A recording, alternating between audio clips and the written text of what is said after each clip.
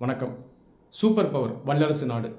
இந்த வார்த்தையை நீங்கள் அடிக்கடி கேள்விப்பட்டிருப்பீங்க. இன்றைக்கி அமெரிக்கா ஒரு வல்லரசு நாடு, சைனா ஒரு வல்லரசா, இந்தியா ஒரு வல்லரசா, இந்த மாதிரிலாம் கூட நமக்கு நிறைய கேள்விகள் வரும். சரி, வல்லரசு அப்படிங்கிறது என்ன? இதை நான் இப்போ எக்ஸ்பிளைன் பண்ணுறேன். சூப்பர் பவர் வல்லரசு சிம்பிளாக சொல்லணும்னா உலகளவில் மிகவும் சக்தி வாய்ந்த ஒரு நாடு. இந்த நாட்டிற்கு செல்வாக்கு ரொம்ப அதிகமாக இருக்கும். இந்த நாடு இன்னும் நிறைய நாடுகள் மீது ஒரு விதமான கட்டுப்பாடு வச்சுருக்கோம். அது இல்லாமல் இந்த நாட்டுக்கு பார்த்தீங்கன்னா நல்ல ஒரு மதிப்பும் இருக்கும். இந்த நாடு லீடர்ஷிப் கொடுக்கும்.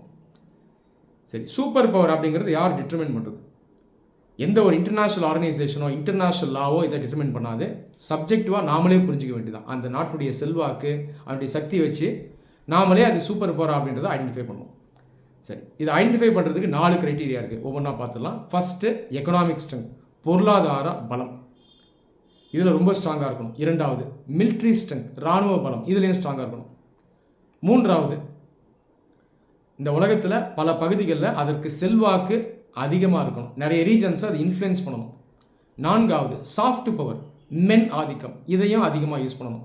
சாஃப்ட் பவர் அப்படின்றது ஒரு நாடு தன்னுடைய இராணுவ சக்தியை யூஸ் பண்ணாமல் வேறு சில விஷயங்களை வச்சு மற்ற நாடுகளை இன்ஃப்ளூயன்ஸ் பண்ணும்.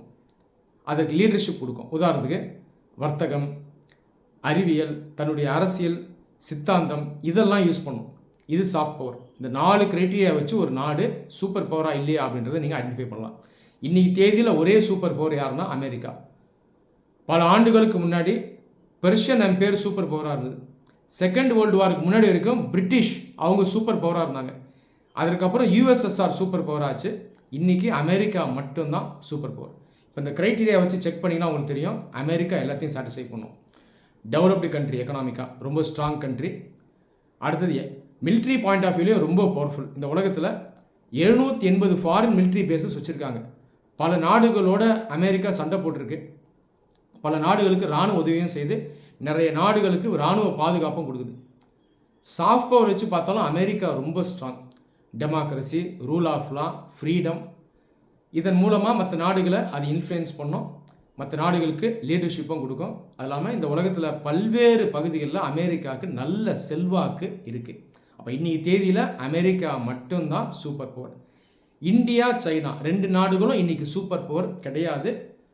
ஆனால் சைனா இன்னும் சில வருடங்களில் கண்டிப்பாக சூப்பர் பவராக மாறி அமெரிக்காவை மேட்ச் பண்ணும். அதற்கப்புறம் இந்தியாவும் ஒரு சூப்பர் பவராக மாறும். நன்றி.